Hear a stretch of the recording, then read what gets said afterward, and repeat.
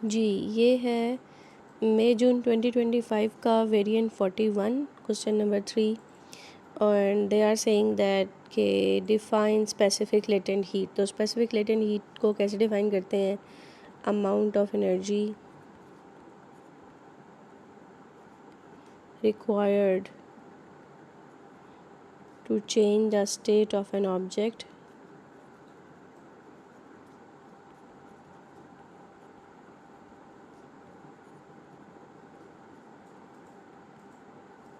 per unit mass at constant temperature। अगर ये specific latent heat of fusion होता तो आप change the state of an object from solid to liquid और liquid to solid लिखते, और अगर ये specific latent heat of fusion होता तो आप लिक्विड टू गैस और गैस टू लिक्विड लिखते। बस यहाँ पे ये चीज़ ऐड करनी थी। ओके, ये है क्वेश्चन नंबर बी, सॉरी इसका बी पार्ट है क्वेश्चन 3 का। तो यही मेन चीज़ थी जिसके लिए मैं ये वाला क्वेश्चन जो है अटैम्प्ट कर रही हूँ। Explain why for a substance the specific latent heat of vaporization is usually greater than specific latent heat of fusion। बहुत ज़्यादा दफ़ा ये क्वेश्चन आया हुआ है, लेकिन चूँकि इसकी मार्किंग स्कीम थोड़ी डिफरेंट है, थोड़ी हटके है, ज़रा एक्सप्लेनेशन बड़ी इंटरेस्टिंग है, तो मैंने सोचा कि ये आपके साथ डिस्कस करना बहुत ज़रूरी है। कह रहे हैं कि latent heat of vaporization greater है फ्यूजन के कंपैरिजन में किसी भी सब्सटेंस के लिए। तो basically latent heat of vaporization यानी Q is equal to MLV and Q is equal to MLF का कंपैरिजन है। अब ऑब्वियसली हम ये दोनों फार्मूलाज कंपैरिजन के लिए यूज़ नहीं कर सकते क्योंकि मास डिपेंडेंस है यहाँ पे और एनर्जी डिपेंडेंस है। तो एनर्जी वगैरह जो है वो हम उसकी जस्टिफिकेशन कि किस में ज़्यादा एनर्जी चाहिए, ज़ाहिर है वो कह रहे हैं कि LV जो है यानी specific latent heat of vaporization greater है LF से, तो वो तभी ज़्यादा होगी जब Q जो है वो ज़्यादा होगा फॉर द LV वाला फार्मूला। LV वाले फार्मूले के लिए Q ज़्यादा होगा और LF वाले फार्मूले के लिए Q कम होगा। ये आपने प्रूव करना है। तो आई होप आपको समझ आ चुकी होगी कि हमारा जो मेन टास्क है वो क्या है। अब आप ये सोचें कि ये Q कहाँ से मैं समझूंगी, ठीक है। उसके लिए मैं यूज़ करूँगी law of thermodynamics, first law of thermodynamics, जो कि कहता है delta U is equal to Q plus W, ठीक है। यहाँ से आप Q को सब्जेक्ट बना लें, ये आ जाएगा डेल्टा U माइनस W। अब आप ये सॉलिड के लिए ज़रा देखें, तो सॉलिड के लिए आपको पता है कि ये जो इंटरनल एनर्जी होती है this is sum of kinetic and potential. और आपको याद है कि जब स्टेट चेंज हो रही होती है, क्योंकि यहाँ पे आप जानते हैं कि लेटेंट हीट ऑफ वेपोराइजेशन या लेटेंट हीट ऑफ फ्यूजन में स्टेट चेंज हो रही है, तो फॉर श्योर ये जो आपकी काइनेटिक एनर्जी है ये तो होगी कांस्टेंट, इसने तो बिल्कुल चेंज नहीं होना। तो पोटेंशियल एनर्जी है डिपेंड करती है सेपरेशन बिटवीन मॉलिक्यूल्स, ठीक है, यानी इंटर मॉलिक्यूलर डिस्टेंस पे डिपेंड करती है, इंटर मॉलिक्यूलर फोर्सेस पे डिपेंड करती है। तो हम ये पढ़ते हैं कि सॉलिड से जब आप लिक्विड में जाते हैं, ठीक है, सॉलिड से लिक्विड में जब कन्वर्जन होती है तो इंटर मॉलिक्यूलर फोर्सेस डिक्रीज़ होती हैं, लेकिन उतनी डिक्रीज़ नहीं होती जितनी कि लिक्विड से गैस में जाने पे होती हैं, जिसकी वजह से जो सेपरेशन बिटवीन मॉलिक्यूल्स है, सेपरेशन बिटवीन मॉलिक्यूल्स वो निस्बतन कम चेंज होती है, ठीक है, लेस इंक्रीज़ आएगा अगर आप सॉलिड से लिक्विड में जाते हैं, जबकि इधर बहुत ग्रेटर इंक्रीज़ आएगा जब आप लिक्विड से उसमें जाएंगे गैस में। अच्छा, तो इसका मतलब है कि ये तो डिसीजन हो गया कि अगर मैं यहाँ पे मैं Q is equal to delta U minus W ये मैं लिक्विड के लिए लिख लूँ, तो ये वाली जो वैल्यू है वो लिक्विड के लिए ग्रेटर है, ठीक है, ये वाली जो टर्म है, ठीक है, इसको हम हाईलाइट कर देते हैं कि ये वाली टर्म ग्रेटर है as compare to this term के। अब आप ज़रा उस तरफ आ जाएं कि ये जो W है आपका जो वर्क डन है वो आपको पता है कि P डेल्टा V होता है, और यानी कि प्रेशर, कांस्टेंट प्रेशर पे चेंज इन वॉल्यूम। तो सॉलिड में चेंज इन वॉल्यूम जो है वो बहुत कम होता है कि जैसे आप सॉलिड को हीट करके लिक्विड में कन्वर्जन करते हैं तो वॉल्यूम में जो चेंज है वो तकरीबन सेम ही रहता है, यानी सॉलिड से लिक्विड में कन्वर्जन पे जितना सॉलिड का वॉल्यूम था लिक्विड का वॉल्यूम भी तकरीबन उतना ही होगा। बहुत कम होगा, तो इसलिए आप इसको तकरीबन ज़ीरो कंसिडर कर सकते हैं। मोस्टली जो मार्किंग स्कीम में आंसर्स होते हैं, जब वो बता रहे होते हैं कि कन्वर्जन है और आप फर्स्ट लॉ यूज़ करें और बताएं कि कैसे ये सब कुछ है एक्सप्लेनेशन, तो इसको तकरीबन ज़ीरो लिया जाता है हमेशा। लेकिन इसमें इसमें अगर मैं पी डेल्टा वी लगाऊं तो पहली तो बात है कि जब आप लिक्विड से गैस में जा रहे हैं तो आपको पता है कि गैस में जाने पे एक्सपेंशन हो रही है, यानी वर्क गॉट आउट, ठीक है, यानी आपके जो है सिस्टम को ये जो भी आपका लिक्विड है उसको वर्क डन करना पड़ रहा है और एक्सपैंड होके गैस में कन्वर्ट होना पड़ रहा है, तो ये नेगेटिव होगा।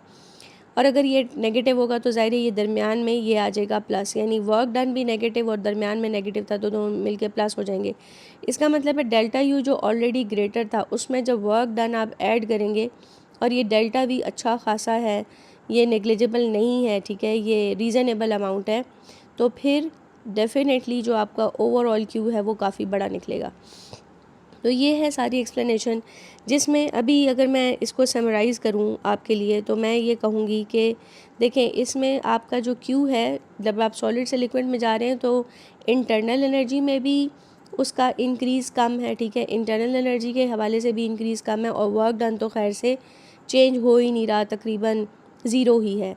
जबकि इसमें यानी लिक्विड से गैस में जाने के लिए आपका इंटरनल एनर्जी का चेंज भी अच्छा खासा है, क्योंकि greater increase in distance between the molecular separation जो है ना, यानी पोटेंशियल एनर्जी ज़्यादा इंक्रीज़ हो रही है, और वर्क डन भी अच्छा खासा है क्योंकि वॉल्यूम ऑफ द लिक्विड जो है वो काफ़ी कम होता है as compare to volume of the gas, और फिर वो नेगेटिव भी होगा तो ये टर्म ऐड हो रही होगी, तो दैट्स वाई क्यू ग्रेटर है। और अगर क्यू ग्रेटर है तो डेफिनेटली MLV वाले फार्मूले से आपका जो वो है, अगर LV का क्यू ग्रेटर होगा तो डेफिनेटली LV जो है वो ग्रेटर होगी LF से। ये तो हो गई जी सारी आपके सामने इसकी अंडरस्टैंडिंग, लेकिन अभी हम इसकी वो मार्किंग स्कीम देख लेते हैं और मैं आपको रिलेट करवा देती हूँ कि क्या क्या वो कह रहा है। आप देखें उसने वेपोराइजेशन यानी लिक्विड से गैसियस स्टेट में जाने के लिए ये लिखा हुआ है involves greater change in volume, तो यहाँ पे ये वो फर्स्ट लॉ ऑफ थर्मोडाइनमिक्स को यूज़ करके वर्क डन के बारे में बात कर रहा है, और involves greater increase in separation, तो यहाँ पे वो इंटरनल एनर्जी के चेंज की बात कर रहा है। तो ये दोनों बातें उसने यानी और करके कर दी हैं कि या तो आप वर्क डन के हवाले से बात कर लें या इंटरनल एनर्जी के हवाले से, लेकिन मैंने दोनों को कवर किया है, ठीक है। आपने देखा होगा कि मैंने अपने आंसर में दोनों को कवर किया, दोनों को कवर करें, दोनों का इफ़ेक्ट अगर देखें तो आंसर या कॉन्सेप्ट जो है वो वही बनता है। और फिर यहाँ पे कह रहा है work has to be done by the molecules, more work has to be done to separate, ठीक है। तो जाहिर सी बात है अगर चेंज ज़्यादा होगा यानी W=P डेल्टा V है, अगर ये चेंज ज़्यादा है तो वर्क डन भी तो ज़्यादा होगा, यानी इस पॉइंट को आप इसके साथ रिलेट करेंगे अगर आपने लिखा वर्क डन के पॉइंट ऑफ व्यू से, और अगर आपने इंटरनल एनर्जी के चेंज के पॉइंट ऑफ व्यू से बात की तो greater separation between the molecules यानी पोटेंशियल एनर्जी ज़्यादा हो रही है, तो फिर आपको ये साथ में लिखना पड़ेगा कि जी क्योंकि ग्रेटर सेपरेशन बिटवीन मॉलिक्यूल है सो पोटेंशियल एनर्जी ज़्यादा हो रही है, तो यहाँ पे ये डेल्टा U को एड्रेस कर रहा है। और उसके बाद ये बड़ी इंपॉर्टेंट बात है कि काइनेटिक एनर्जी अनचेंज है, सो मोर थर्मल एनर्जी नीडेड, यानी कि वो लोग ऐसे रिलेट कर रहे हैं इस बात को कि डेल्टा U अगर मैं कहूँ तो काइनेटिक प्लस पोटेंशियल, तो ये कांस्टेंट है, तो अगर पोटेंशियल एनर्जी ज़्यादा होगी तो इंक्रीज़ इन इंटरनल एनर्जी ज़्यादा है, और वो फर्स्ट लॉ ऑफ थर्मोडाइनमिक्स से delta U minus delta W से अगर ये टर्म आपकी ज़्यादा है तो ये भी ज़्यादा है, जिसमें उसने इसका ज़िक्र ही नहीं किया। मेरा तो ख्याल है कि दोनों का जिक्र करना चाहिए क्योंकि वो तो इनकम्प्लीट बात हो जाएगी अगर आप वर्क डन का हवाला ना दें। तो बहरहाल यहाँ पे और करके इसने वर्क डन का भी जिक्र किया है, तो आपको दोनों चीज़ों की समझ होनी चाहिए। ओके, अब आ जाता है इसका नेक्स्ट क्वेश्चन, नेक्स्ट पार्ट। उसमें क्या कह रहे हैं कि an ice cube, okay, an ice cube of mass 37 gram at a temperature of 0 degree Celsius is placed in a beaker containing water of 208 gram at temperature 26। पानी है आपके पास, ठीक है, और उसका इनिशियल टेम्परेचर 26.4 है। आप उसमें आइस ऐड करते हैं, ठीक है, आइस का टेम्परेचर 0 डिग्री सेल्सियस है और मैसेज दोनों के अलग अलग लिखे हुए हैं। और फिर कहता है कि when all the ice has melted and all the water in the beaker has reached thermal equilibrium. Thermal equilibrium इसका मतलब है कि दोनों का टेम्परेचर सेम हो गया है। The final temperature of all the water is 10.3। तो फाइनल टेम्परेचर 10.3 है। इसका मतलब है कि आइस जो है वो मेल्ट होके जब लिक्विड में गई है, आप याद रखेंगे मेल्टिंग का प्रोसेस जो है वो कांस्टेंट टेम्परेचर पे होता है, यानी कांस्टेंट कौन सा टेम्परेचर 0 डिग्री सेल्सियस पे पहले वो सारी मेल्ट होगी, फिर उस मेल्ट हुई हुई लिक्विड का टेम्परेचर इंक्रीज़ होगा और फाइनल टेम्परेचर आपके लिक्विड का और आपकी आइस का 10.3 है। तो इसका ये मतलब है कि हीट लूज़ किसने की, हीट लूज़ वाटर ने की है। तो मैं कहूँगी heat lost by water is equal to heat gain by ice, क्योंकि आइस जो है वो मेल्ट भी हो रही है इस वजह से और उसका फिर फाइनल लिक्विड का टेम्परेचर भी राइज़ हो रहा है। यानी आइस ने जो एनर्जी गेन की है उससे उसके दो स्टेप हुए हैं, एक उसकी मेल्टिंग हुई है यानी स्टेट चेंज हुई है, प्लस एक उसका टेम्परेचर राइज़ हुआ है। दो काम हुए हैं इस एनर्जी की वजह से। और इसमें वाटर में स्टेट चेंज नहीं हुई, सिर्फ एक ही काम हुआ है, वो है टेम्परेचर राइज़ हुआ है।